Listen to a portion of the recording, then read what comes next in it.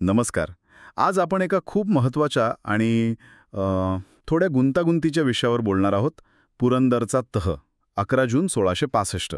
हो, मराठा इतिहासातला एक असा टप्पा जिथे अनेक प्रश्न उभे राहतात. अगदी. आपल्याकडे पुरंदरचा तह एक सामरिक आणि राजकीय विश्लेषण यावर आधारित काही मुद्दे आहेत. सहसा याकडे आपण एक पराभव म्हणून बघतो. बरोबर. पण आज आपण जरा वेगळ्या अँगलने बघूया. यात शिवाजी महाराजांची दूरदृष्टी किंवा रणनीती काय होती. उत्तम. मग सुरुवात करूया त्यावेळेच्या परिस्थितीपासून. हा तह का अनिवार्य झाला? काय घडलं होतं तेव्हा? तर बघा, याच्यामागे 2 मोठ्या घटना आहेत. एक म्हणजे 1663 मध्ये शाहिस्तेखानाची लाल महालात झालेली फजिती. हो, ती तर खूप गाजली. आणि दुसरी म्हणजे 1664ची सुरतेची लूट. या दोन्ही घटनांनी औरंगजेब अक्षरशः हादरला.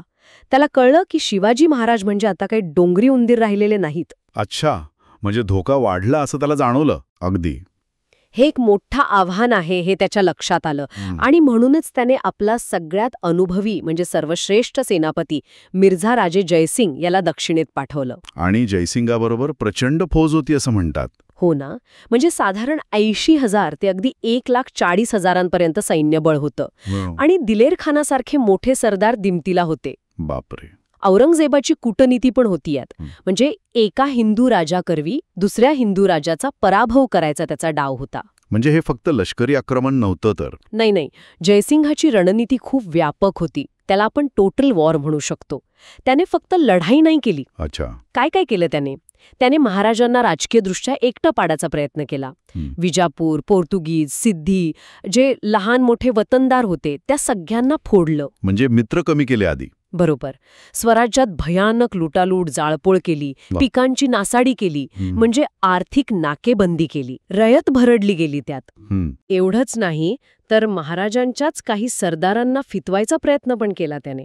आमिष दाखवली, चहूबाजूंनी कोंडी केली होती. आणि याच दबावाखाली मग पुरंदरचा वेढा आला. हो, 30 मार्च 1665ला जयसिंगाने थेट पुरंदरलाच वेढा घातला. पुरंदर स्वराज्याच्या अगदी काळजावरचा घाला होता तो. आणि तिथेच आपले मुरारबाजी देशपांडे होते ना? अगदी. त्या वेळात आधी वज्रगड पडला, त्यामुळे पुरंदरवरचा दबाव वाढला. आणि मग मुरारबाजी देशपांडे. काय शौर्य होतं त्यांचं. काय झालं नेमकं? त्यांच्याकडे फक्त 700 ते 1000 मावळे असतील आणि त्यांनी दिलेर खानाच्या 5000च्या फौजेला झुंज दिली. इतकी जबरदस्त लढाई केली की स्वतः दिलेर खान ठक्क झाला. अच्छा. त्याने मुरारबाजींना कौल देव केला, शरण या, तुम्हाला जीवदान देतो, मुघल सेवेत घेतो, असं काहीतरी. पण मुरारबाजींनी तो नाकारला, बरोबर? हो. त्यांचं ते वाक्य प्रसिद्ध आहे, मी शिवाजी महाराजांचा शिपाई, तुझा कौल घेतो की काय. आणि मग ते लढता लढता पडले. वीर मरण आलं त्यांना. अरे, खरंच अशी माणसं गमावणं खूप मोठी हानी आहे. नक्कीच. आणि हेच महाराजांनी ओळखलं. त्यांना वाटलं की ठीक आहे, 1 किल्ला जाईल, 2 जातील, ते आपण परत जिंकू. पण अशी लाख मोलाची माणसं, ती परत नाही येणार. आणि रयतेचे हाल पण होतच होते. हो. पावसाळा जवळ येत होता, पेरण्या खोळंबल्या असत्या. हे सगळं पाहून जास्त नुकसान टाळण्यासाठी त्यांनी तो तह करण्याचा निर्णय घेतला. खूप कठीण निर्णय होता तो, पण व्यवहार्य होता. तर तहाच्या अटी काय होत्या मग? ऐकल्यात की खूप कडक होत्या. होत्याच. मुख्य 23 किल्ले मुघलांना द्यायचे होते. ह्यात पुरंदर, कोंढाणा, लोहगड असे महत्वाचे किल्ले होते. आणि त्या किल्ल्यांच्या अखत्यारीतला 4 लाख होन उत्पन्नाचा प्रदेश. 4 लाख होन मोठं उत्पन्न गेलं. हो. आणि महाराजांकडे फक्त 12 किल्ले ठेवायचे होते. राजगड, तोरण्यासारखे, जे जास्त दुर्गम भागात होते. आणि त्याचा फक्त 1 लाख होन उत्पन्नाचा प्रदेश. अजून काही होतं? हो. गरज पडेल तेव्हा मुघलांना लष्करी मदत करण्याचं मान्य करावं लागलं. संभाजीराजांना 5000 मानसबदारी मिळाली. पण त्यांना ओलीस म्हणून जयसिंगाकडे राहावं लागणार होतं. ओलीस? जामीन म्हणून? अगदी. आणि सगळ्यात अवघड अट महाराजांनी स्वतः औरंगजेबाच्या भेटीला आग्र्याला जायचं मान्य केलं. अर्थात जयसिंगाने त्यांच्या सुरक्षिततेची हमी घेतली होती. बापरे, एवढं सगळं गमावलं तरीही याला धोरणात्मक माघार का म्हणतात? यात महाराजांची काय दूरदृष्टी होती? कारण महाराजांनी त्या क्षणी काय महत्वाचं आहे ते पाहिलं.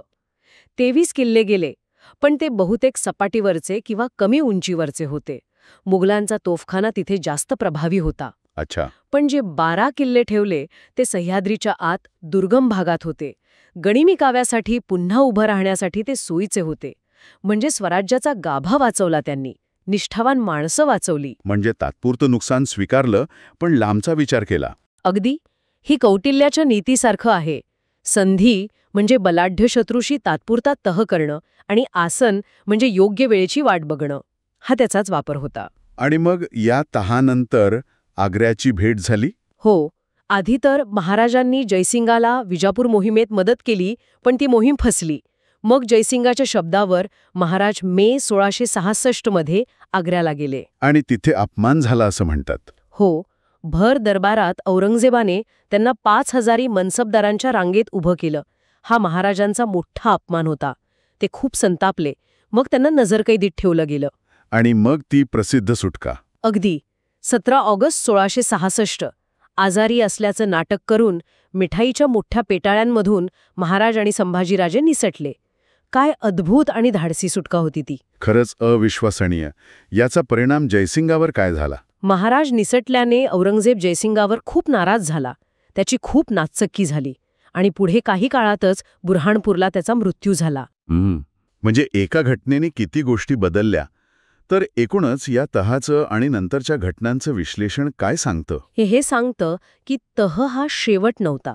तो फक्त वेळ मिळवण्यासाठी होता, सैन्य पुन्हा उभं करण्यासाठी, शत्रूचा अंदाज घेण्यासाठी केलेला एक डावपेच होता तो.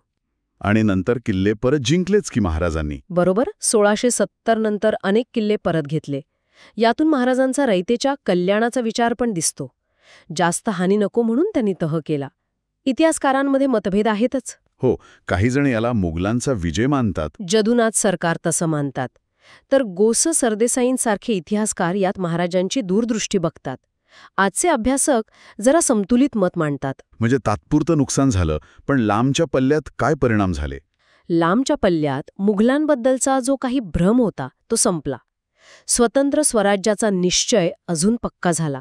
मराठे मुघल संघर्ष अजून तीव्र झाला. आणि महाराजांच्या नेतृत्वाची कसोटी लागली. अगदी.